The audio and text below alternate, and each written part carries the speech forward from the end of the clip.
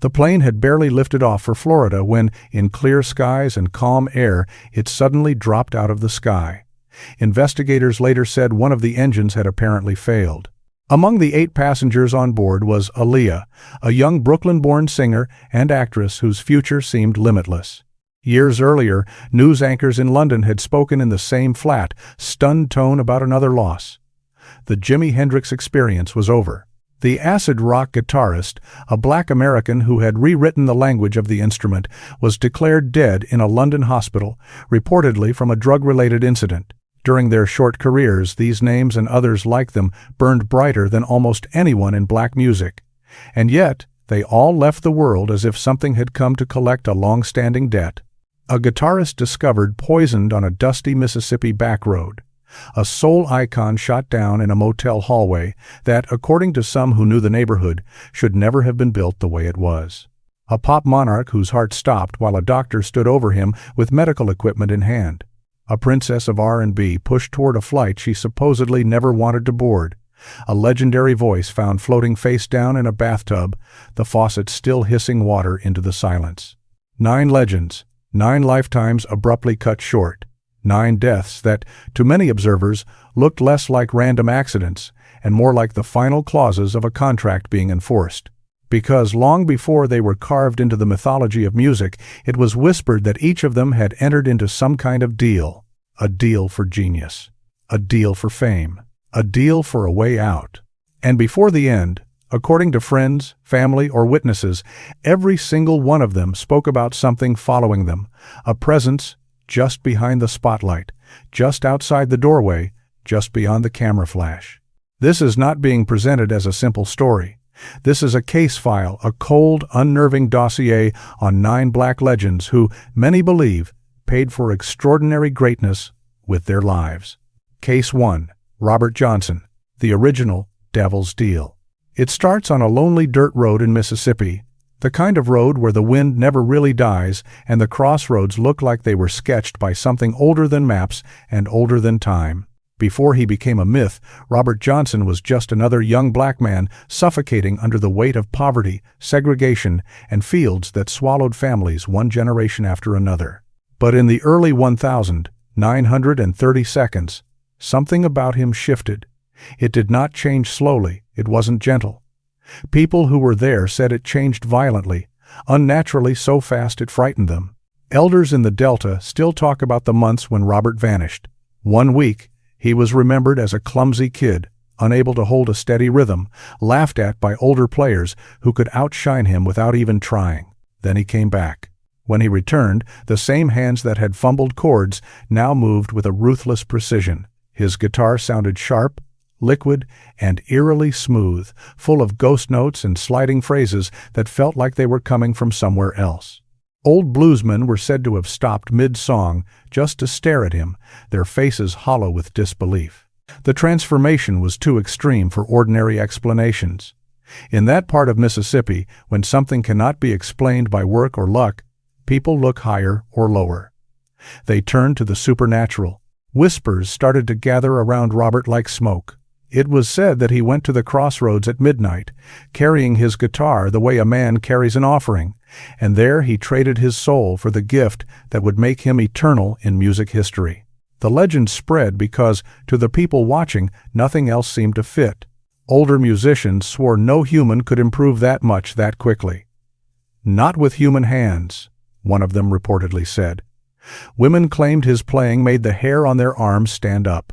Bartenders told stories about how, when Robert played, the whole room seemed to drop a few degrees, as if someone or something had slipped in behind him and taken a seat in the corner. Then came 1,938 inches, Greenwood, Mississippi. August heat pressed down on the town like a wet cloth. The air was thick, hard to breathe, sticking to skin and shirts and the back of the neck. Robert was booked to perform at a rural juke joint, a cramped wooden room, sticky floors, and whiskey bottles lined like soldiers behind a dusty counter. People who were there said he had been uneasy all night. He kept glancing over his shoulder, shifting from foot to foot, as though he expected a hand to reach out of the darkness and pull him backward. During his second set, a man approached and handed him a fresh bottle of whiskey. Robert accepted it without hesitation. No one remembers him questioning it. No one remembers him hesitating. Minutes later, he doubled over. Witnesses have said that what followed did not look like ordinary poisoning. It looked like terror. Robert shrieked, clawing at the floorboards, begging someone to get it off him, though no one could see what it was. 3 different witnesses, interviewed years apart, recounted the same chilling detail. Robert Johnson cried out that something was dragging him down by his legs. They said he screamed like a man wrestling invisible hands pulling him toward the ground. For 3 days, he lingered in agony. Fever burned through him. He hallucinated. He begged, cursed, and prayed until his voice broke and finally went silent. No doctor examined him. No officer came to file a report. When the suffering ended and Robert Johnson finally died, there was no official death certificate. No family member stepped forward to claim his body. He was buried somewhere outside Greenwood, but no one can say with certainty where his bones lie. To this day, 3 separate grave sites in Mississippi claim to be the final resting place of Robert Johnson, as if, even in death, he refuses to stay in just one place. And the strangest detail, at least to those who believe in patterns and curses, is that the story did not stop with his burial. Over the decades that followed, musicians who played, covered, or heavily drew from Robert Johnson's songs, from famous guitarists to lesser-known blues artists, were said to have run into uncanny misfortune. According to fans and some biographers, there were freak accidents, early deaths, and spirals into addiction that looked to the superstitious like echoes of the same old bargain. Many listeners shrugged and called it coincidence. But in the Delta, where the legend was born, people used another phrase. They called it the devil collecting interest. Whatever Robert Johnson did or did not do that night at the crossroads, whether it was real, imagined, or just a story built over time, one thing feels certain to those who still tell his tale. Whatever he carried away from that lonely intersection did not stay buried with him. Case 2. Jimi Hendrix. The contract he tried to escape. It is almost impossible to examine the life of Jimi Hendrix without noticing the constant shadow that seemed to move with him through every beam of stage light, down every hotel corridor, and into every cramped backstage room. By 1968, when his fame had exploded beyond anything a Black American guitarist had ever experienced, people in his inner circle said something inside Jimi had shifted. He didn't laugh as hard. He didn't relax as easily. Before walking into a room, he would pause and scan it, as if checking for something only he could sense. More than one friend later claimed that Jimi confided a disturbing feeling, that he was owned. The first clear warning signs began in late 1968, inside a dim New York rehearsal studio, thick with cigarette smoke and the smell of stale amplifiers.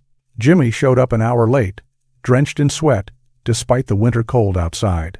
He sat on an amp, staring at the floor, talking in a low voice about his contract with Track Records. According to bandmates, he insisted the agreement wasn't just about music and money, it felt like something else. Those close to him remembered a sentence he repeated more than once. If he ever tried to break free, they'll come for me. By mid-1969, during the Electric Church rehearsals, that quiet anxiety had grown into something louder and impossible to ignore. In hotel rooms across Toronto, Amsterdam, Stockholm, and other tour stops, he told road managers and friends that he believed people were following him. He pointed out unmarked cars idling outside venues. He unplugged hotel phones, saying he didn't want anyone listening in. At night, he locked his guitar case as if it held not just an instrument, but evidence. His diary entry from July 1969, as later reported, contained a chilling line. "I feel watched, like someone wants the music, but not me." By the summer of 1970, Jimi made a move that many around him saw as the turning point. He tried to break the contract. According to people who were close to him at the time, that decision felt like the moment a hidden countdown started, a clock only he could hear ticking. Then came the early hours of the 18th of September, 1970, London.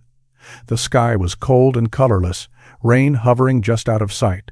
Inside a small flat in Notting Hill, the final scene was about to unfold. Paramedics were called and arrived at approximately 11:27 a.m. What they described later would stay with them for decades. Jimi Hendrix lay flat on his back, fully clothed. his body and face covered in red wine.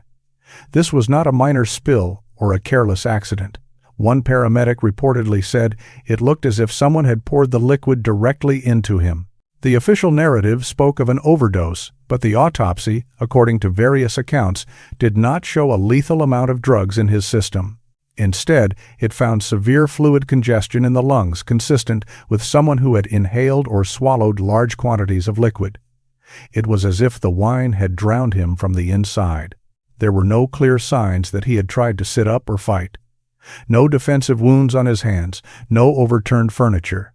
Just a man lying still, soaked, surrounded by questions. Among his belongings, the last pages of a notebook recovered from the flat were said to contain a single sentence written again and again, "I'm trying to be free." Underneath, scribbled so hard the paper nearly tore, were 4 more words, "They won't let me go." Some readers saw those words as an artist's metaphor, a poetic way of describing pressure and burnout. Others viewed them as something far darker, the final lines of a contract that could only end one way. In the mythology that grew after his death, Hendrix became, in many people's eyes, the second great black musician after Robert Johnson, to be claimed by a deal he no longer wanted. Was it truly a supernatural bargain? Was it a brutal collision of fame, addiction, and exploitation? Or was it a system that treats black genius like property and punishes any attempt to break the chain? Whatever the answer, one fact remains. Jimmy spent his final years talking about ownership, control, and the feeling of being watched. And in the end, he died in a way that looked less like random chaos and more like the quiet enforcement of a sentence he had tried, too late, to overturn. Case 3. Sam Cooke. The night he was collected. Sam Cooke's death is not just a mystery. It is a wound raw, exposed, and still pulsing decades later. A wound that never truly healed because almost every detail wrapped around it feels wrong, staged, or left deliberately unfinished. And when you trace the final year of his life step by step, one thing seems clear. Sam felt something closing in on him long before the gun went off. The trail begins in 1963, backstage at the Apollo Theater in Harlem. The building hummed with noise band members tuning instruments, stagehands shouting cues, muffled laughter leaking through thin dressing room walls. Yet, according to Aretha Franklin and others who were there, Sam looked different that night, haunted. He paced back and forth before showtime, wiping sweat from his palms, even though it was bitterly cold outside under a winter sky. To a few trusted friends, he reportedly confessed that he felt called somewhere dark. It didn't sound poetic. It sounded like a man describing a destination he dreaded but couldn't avoid. It sounded like fear, the kind of fear that curls up in a man's throat when he knows he is walking into a trap he cannot name. What the public never saw was the other war, the one Sam was fighting quietly behind closed doors. He was pushing against an industry that, at the time, treated most black artists as disposable labor, profitable but never powerful. Sam wanted ownership, ownership of his masters, ownership of his money, ownership of his image and his future. In early 1964, he started to push back harder. According to reports, he formed his own label, refused to cooperate with certain executives, and demanded to see the numbers that controlled his career. In the world he lived in, moves like that were the equivalent of breaking a pact. Friends noticed the change. Sam became more tense, more guarded. Conversations drifted off as he stared into mirrors, not to admire himself, but to look over his own shoulder. A songwriter recalled Sam saying, just a week before his death, "If anything happens to me, don't think it was chance." Then came the night of the 11th of December, 1964. Just after 2 a.m., Sam Cooke was shot at the Hacienda Motel in Los Angeles. The official report painted a narrow picture, a nude, intoxicated, violent man forcing his way into the motel office. But those who later saw his body claimed the scene did not match that description. There were 3 people in the motel who played critical roles in the story: the manager, the woman who had been with Sam, and Sam himself, the only one who did not live to testify. 3 people, 3 different versions. The motel manager said Sam burst into the office and attacked her, yet her injuries, by most accounts, were minor. The woman who had been with him claimed he had held her against her will, but her clothes showed no clear evidence of a brutal struggle. Police described Sam as wildly aggressive, but when people looked at the supposed crime scene, something didn't line up. There was one detail that chilled investigators and family members alike, a detail that, according to some reports, was never fully explained. Sam Cooke's fingerprints were missing from every key surface, including the place where the struggle supposedly happened. It was as if the room had been scrubbed clean, as if someone had wiped away not just prints, but the possibility of certainty. His family never accepted the official version. They spoke about a system that punished Sam for daring to reclaim his freedom and his fortune. To them, he wasn't simply killed, he was collected. For those who study these patterns, the outline is all too familiar. A black artist reaches for independence. A series of confusing, suspicious events begins to unfold. A sudden death follows violent, senseless, rushed through the legal system. The pattern looks less like bad luck and more like a ritual. Sam Cooke did not just die that night. Many believe he was stopped, interrupted, cut off at the exact moment he threatened to own what others thought belonged to them. And so, in the stories told by fans, spiritualists, and some historians, Sam became the third great voice in black music to pay the ultimate price for a deal, whether supernatural or corporate, that the powers around him would not allow him to break. Case 4. Whitney Houston. The voice that was never hers. Some singers have voices that sound beautiful. And then there are voices that sound almost impossible, the kind that make producers step back from the console, engineers freeze mid-adjustment, and entire studios fall silent as if something sacred just entered the room. Whitney Houston belonged firmly to that second category. From the beginning, people around her were whispering that her voice didn't just sound trained, it sounded bestowed. In 1985, inside a Manhattan studio, lit by buzzing fluorescent tubes and humming equipment, a 1-year-old Whitney recorded her debut album. Legendary producers who were there later said they struggled to describe what they heard. "No human sings like this," some of them remarked. They watched a young woman hit impossible notes with almost mechanical precision and a depth of feeling that seemed to come from somewhere beyond her years. To a few, it felt supernatural. Some joked she had made a deal. Others refused to say the word out loud, but according to people present, the thought hung uncomfortably in the air. As Whitney's fame exploded charts, awards, movie roles, sold-out arenas, the myth around her gift grew with it. Engineers described feeling a physical pressure in the room when she reached her highest notes, as if the air thickened around the microphone. One compared it to trying to record lightning in a bottle, according to studio lore. But the higher Whitney climbed, the heavier something seemed to sit on her shoulders. By the late 2000s, those closest to her said she moved like someone being pursued by a presence she could feel but not name. During rehearsals, she would glance behind her even when no one was there. Backstage, she reportedly avoided mirrors. She kept hotel bathroom doors open while warming up her voice, saying she didn't like the silence that came when she shut herself in. Then came Grammy Week in Los Angeles, February 2012, Whitney's final week. People who encountered her during those days described a disturbing contrast. Radiant one moment, jittery and deeply uneasy the next. On February 9, at the Beverly Hilton, hotel staff later claimed they saw Whitney pacing the hallways, talking to herself, rubbing her arms as if she were freezing, even though the hotel air was warm and controlled. Witnesses said she kept repeating variations of the same phrase, "Someone is watching me." Her longtime stylist would later say that Whitney refused to take a shower that day, insisting on using the bathtub instead, though she never fully explained why. To some, it sounded like simple preference. To others, in hindsight, it felt like the beginning of something ritualistic, the first step in a ceremony she never knowingly agreed to. The last 24 hours of her life unfolded like a script written in advance. On the morning of the 11th of February 2012, Whitney paced her Beverly Hilton suite. She ran a bath and turned the water up so hot that steam reportedly swallowed the room within minutes. Investigators later measured the water temperature at more than 150 degrees Fahrenheit, far beyond what most people would consider a normal, comfortable bath. To those familiar with certain occult purification rites, This image, according to online discussions and spiritual commentators, looked disturbingly familiar. Water as cleansing, heat as transformation, the body prepared for some sort of symbolic release. At 3:36 p.m., Whitney Houston was found face down in that same bathtub, submerged in scalding water, the room quiet except for the sound of running taps. Paramedics said the scene felt eerie, unnaturally still. There were no obvious signs of a desperate struggle. No broken fixtures, no furniture shoved out of place.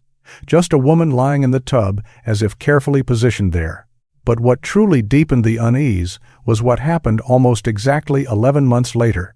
Bobby Christina, Whitney's only daughter, was discovered in a bathtub in Roswell, Georgia, under nearly identical conditions. Unconscious, water running, body limp. Same method, same quiet. The same horrifying symmetry. To many fans, it was impossible to see that as coincidence.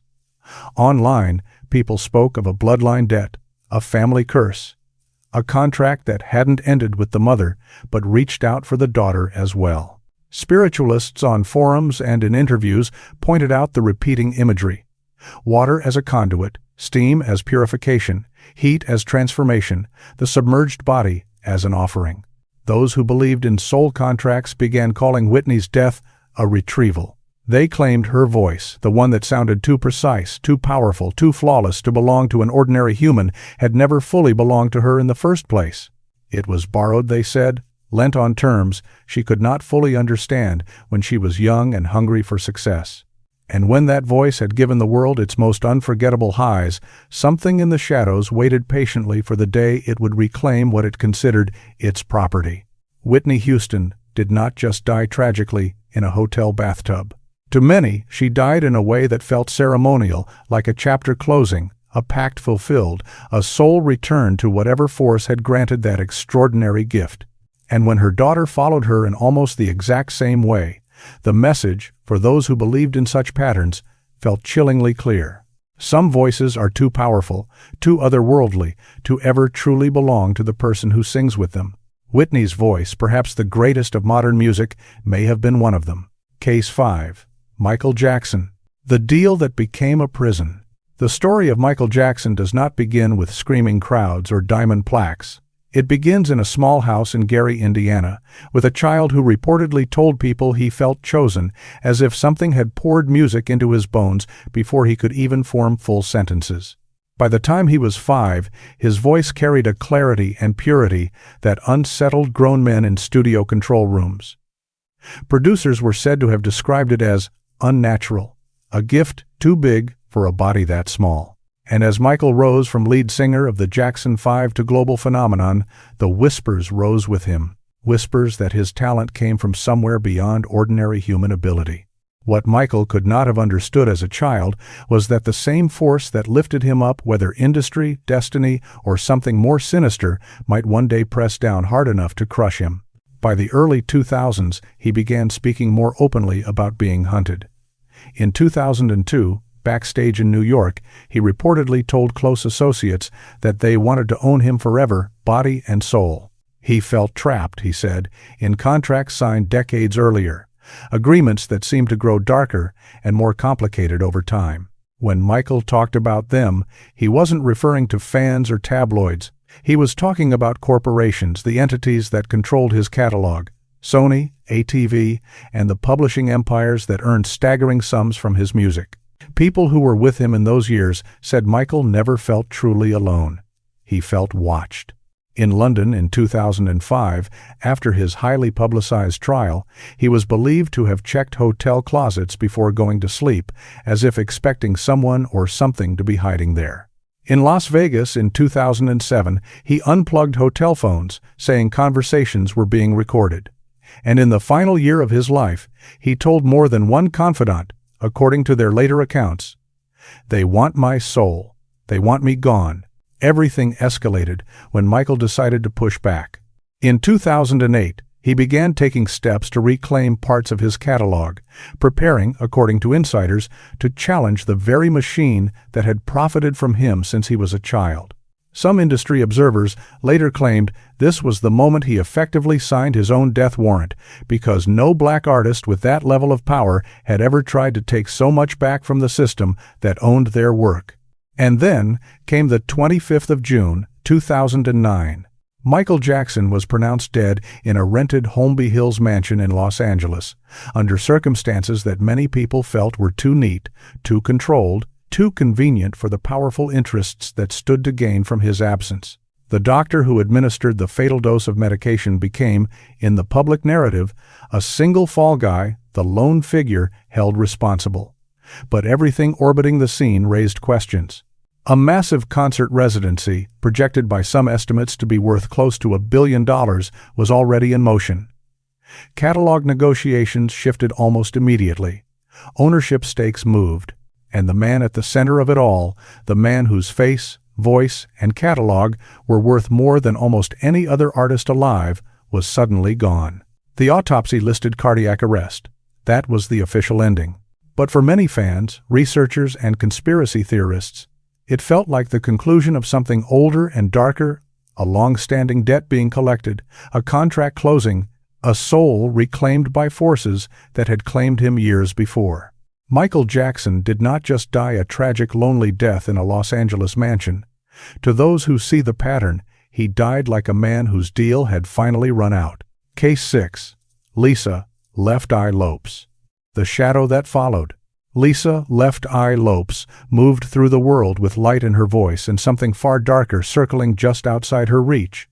Long before the crash that ended her life, she said she could feel it, a presence trailing behind her like a second shadow that never stepped into the sun. In 2001, according to those close to her, Lisa spent long stretches of time hunched over cramped notebooks. She filled them with symbols, diagrams, visions, spiritual warnings, and one sentence that kept returning like an echo: "A spirit is following me." People around her brushed it off as stress, burnout, or the side effects of fame. But Lisa insisted she was not imagining anything. She believed someone or something had marked her. The months before her death were crowded with signs she felt she could no longer ignore. While filming a documentary in Honduras, she turned the camera on herself during long drives through the jungle. The footage shows her seated in the car, trees blurring past the windows, as she speaks in a calm, almost steady voice about feeling pursued by forces she could not name. In one clip shot just weeks before she died, she says the same presence that haunted her in America has followed her across the ocean. Her voice does not tremble when she says it. It sounds like resignation, not fear. During her retreat in Honduras, Lisa sought what she believed was purification. She fasted, she prayed. She tried to cleanse her body and spirit, to pull her soul away from the energy she said was dragging her down. At one point, she accidentally struck a young boy with her vehicle. The child died. Villagers, according to local accounts, called it a curse, a tragic omen, another sign that someone had laid claim to her path. Lisa seemed to agree. In her writings, she described the accident as death brushing past her and missing its intended target. She wrote as if she knew it would come back. Then came the 25th of April 2002. The sun burned through the jungle canopy, splashing harsh light across a narrow Honduran road as Lisa's SUV sped forward. A camera was rolling from the passenger seat, capturing a car full of people, laughter, casual conversation, the easy rhythm of a road trip. Then the tone shifted. Silence, a jolt, sudden chaos. The vehicle veered, skidded, and flipped, tumbling off the road into a ditch. Lisa was thrown forward, the impact killing her instantly. The camera survived. The moment her body went still, what many believers call the moment her spirit left, remains online, a permanent record of the final seconds. The official statement called it an accident. Fans called it fate. Spiritualists, watching the pattern of her last year, called it collection. Lisa had spent years, by her own account, trying to cut herself loose from a deal she believed she had never consciously agreed to. Her journals, as later described by those who saw them, were filled with references to debts, karmic forces, and an invisible pressure pushing on her life from all sides. In her final days, she reportedly told friends she felt closer to freedom than she had ever been. But freedom, in the stories told about her, always comes with a cost. Lisa's death did not feel random to the people who believed in that cost. It looked like the closing chapter of a contract she had sensed since childhood, a story written long before she knew how to read it. To this day, many fans insist Lisa was the only one who truly saw the shadow for what it was, because, in their eyes, she was the one it had been following all along. Case 7. Aaliyah. The contract signed in silence. The tragedy of Aaliyah has always felt different from the others. Not chaotic, not wild, not random. It felt precise, measured, almost ritualistic, as if every step leading to that final flight had been placed on a track she could not step off. In the months before she died, those closest to her said, Aaliyah woke up from recurring nightmares. According to friends and family, she spoke about seeing a dark figure standing at the foot of her bed, not moving, not speaking, just watching. Her loved ones reportedly blamed anxiety, the pressure of fame, the schedule, the cameras. But Aaliyah insisted the presence felt real, not like a dream, but like a visitor who refused to leave. By 2001, her career had reached a level most artists only fantasize about. Hollywood wanted her on screen, fashion houses wanted her on their runways, the music world wanted her everywhere at once. But hidden under the glossy surface of success was a quieter, more disturbing story. There were the deals made in back rooms, papers signed when she was too young to understand all the consequences. Powerful men who, according to industry whispers, treated her less like a human being and more like a valuable asset property to be moved, used, and controlled.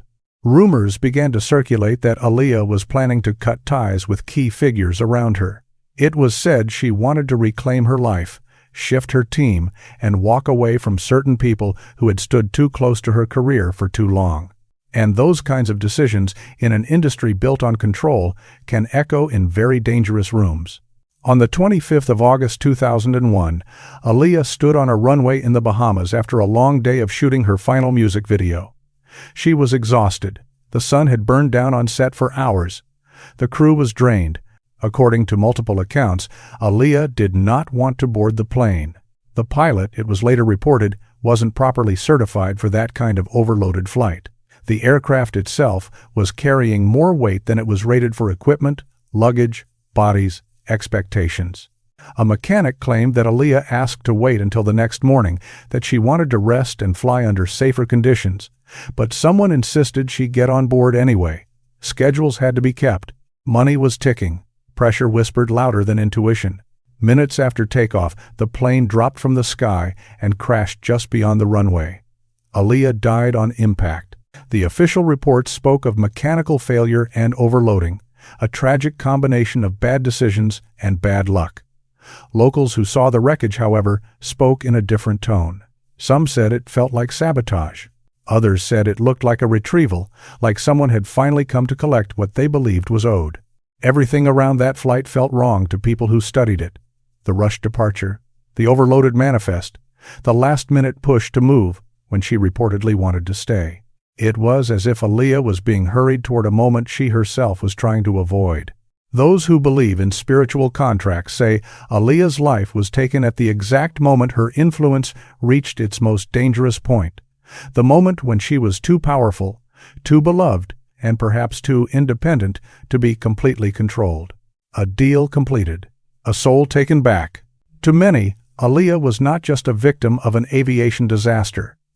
She was something rarer, a star whose light was too clean, too bright, and ultimately too dangerous for the people who believed they owned her. Her story leaves behind more than grief. It leaves a question.